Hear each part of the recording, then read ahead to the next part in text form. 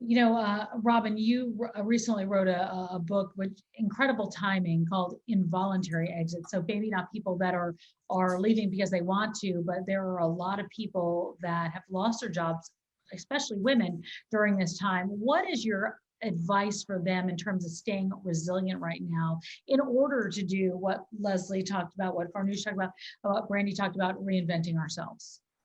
Yeah, I wrote the book pre-pandemic, and unfortunately, some of the things that happened to women before the pandemic were amplified many, many times over.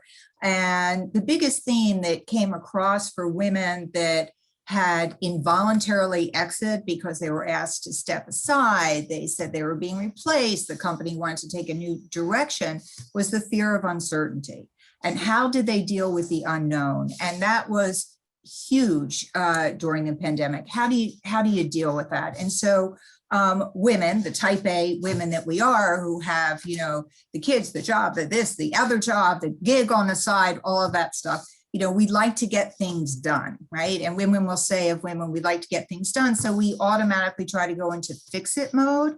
And I would say the best advice is do not do that. Don't try to get things done. Step back and reflect. And even if it's for 10 minutes in the morning, compartmentalize your time and spend it on you, and ask yourself the question, which I think a lot of people are asking now in the Great Resignation: do I want to recreate what I had, or do I want to try something new?